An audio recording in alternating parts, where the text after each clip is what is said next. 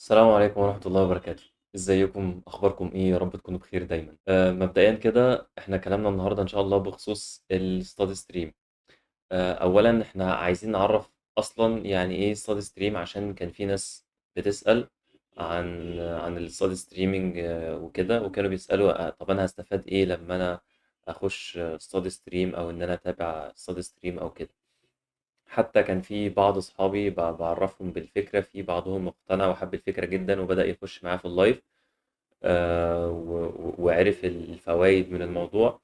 وفي ناس ما اقتنعتش او ما حبتش الموضوع، هو على حسب كل واحد وعلى حسب شخصيته يعني.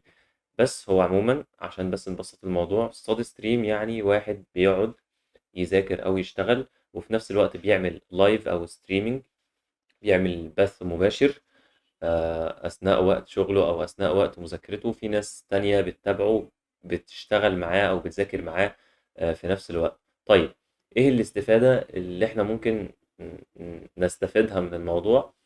الموضوع كله سايكولوجيكال، بحيث إن أنت شايف ناس بتذاكر قدامك، فأنت بتتحفز وبتذاكر معاهم، غير لما الموضوع يكون لوحدك تماما. يعني أعتقد الموضوع كان معايا بزيادة، إن أنا لما باجي أذاكر لوحدي كنت بزهق بسرعة وبزهق من فترات قليلة جدا. لكن لما كنت بتابع ستادي ستريمرز أو لايف بتاع مذاكرة أو كده، كنت بحب الموضوع جدا، وكان الوقت بيعدي بسرعة جدا من غير أي أفكار سلبية. كل اللي مركز فيه إن أنا أذاكر، أو كل اللي مركز فيه إن أنا أطلع بأقصى استفادة ممكنة في وقت المذاكرة، وإن أنا اريح بقدر الامكان في وقت البريك المحدود، وان انا احافظ على الوقت ما ضيعش ولا دقيقة. فدي اكتر حتة هتفيدك بصراحة، قصة ان انت هتحافظ على الوقت جدا.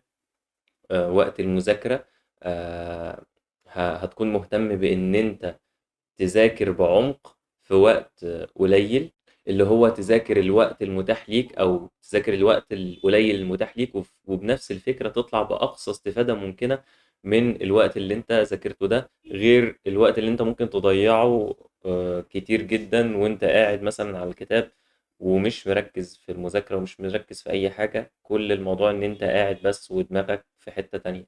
فموضوع إن أنت قاعد مركز عشان خايف على الوقت يضيع، او حاطط ليميت معين ان انا هذاكر الشابتر ده او المحاضرة دي او الدرس ده في الوقت المعين ده، هتطلع باستفادة كبيرة جدا لان انت مركز ان انت تعمل كده.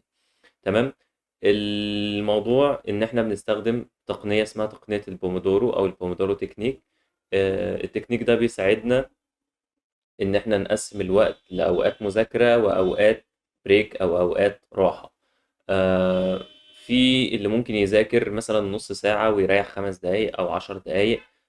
في اللي ممكن يذاكر ساعة، في اللي ممكن يذاكر ساعتين، كل واحد على حسب مقدرته.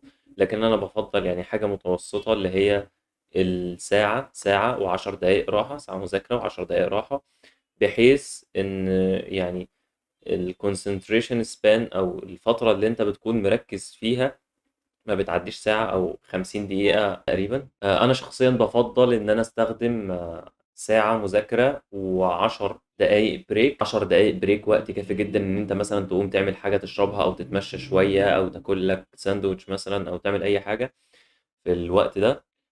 وفي نفس الوقت يعني بتفصل وبترجع تشحن تاني الباور بتاعك أو التركيز بتاعك، بحيث إن أنت تبدأ سبان جديدة أو فترة جديدة من المذاكرة وأنت يعني في حالة من التركيز. فأنا ليه بدأت ستادي ستريم؟ بدأت ستادي ستريم لأنه من الحاجات اللي بتجبرني أو بتحببني في المذاكرة وأنا مش حاسس، وفي نفس الوقت بتجبرني إن أنا أقعد كل يوم أذاكر، أو إن المذاكرة تبقى عادة يومية لا تنقطع من يومي. وبصراحة دي حاجة حاببها، لأن أنا شايف إن هو ده دوري دلوقتي كطالب جامعي، أو بالنسبة لأي طالب تاني في مرحلة ثانوية أو في مرحلة جامعية أو أيا كان. فالمذاكرة فعلا المفروض تكون عادة أو حاجة لا تنقطع، لأن هو ده شغلنا الشاغل في المرحلة دي. أنت إيه دورك دلوقتي كطالب؟ دوري كطالب دلوقتي إن أنا أذاكر. فإذا المذاكرة لما تكون عادة يومية، ده شيء بيكون مفيد جدا نفسيا ليك، لأن أنت بتذاكر وبتعمل اللي عليك كل يوم. فأيا كانت النتيجة بعد كده دي بتبقى بقى من ربنا سبحانه وتعالى، بس الفكرة إن أنت بتعمل اللي عليك وبتركز وبتاخد بالأسباب.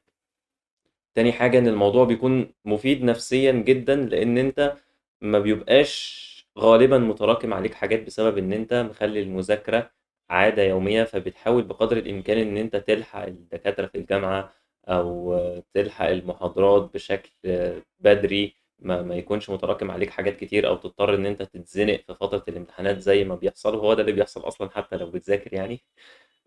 بس الفكرة كلها ان انت ما تبقاش متأخر قوي فتحس بالتقصير وتحس بتأنيب الضمير او كده. فايه المشكلة ان انت تبدأ حاجة تشجعك او تخليك تحب المذاكرة او تخلي المذاكرة بسيطة وتخلي وقت المذاكرة ما يكونش ممل زي ما انت دايما كنت بتحس الموضوع لوحدك. لا، في ناس بتشاركك، في ناس بتذاكر في نفس الوقت، وبتحاول بقدر الامكان ان انت تنجز اكبر قدر ممكن من المذاكرة او من التحصيل في اقل وقت.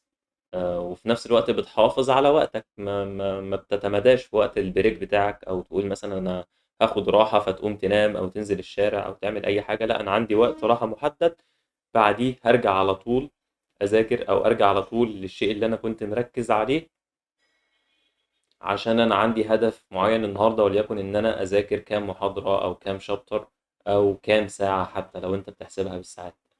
بس دي كانت فكرة بسيطة عن الستادي ستريم. واحنا كمان الحمد لله ابتدينا نعمل ستادي ستريم تقريبا كل يوم الساعة 7 مساء، وساعات بيكون بالنهار لأن في ناس بتحب تذاكر بالنهار، بس بيبقى في أيام معينة بس. ف يا ريت لو حابين الفكرة تنضموا معانا، هنبقى مبسوطين جدا وهتشجعونا إن احنا نستمر. بس يعني ده كان توضيح بسيط وشكرا. يا جماعة نسيت أعرفكم بنفسي، أنا اسمي إبراهيم بدر وأنا طالب في تالتة أسنان. ادعوا لي بقى السنة دي تعدي على خير.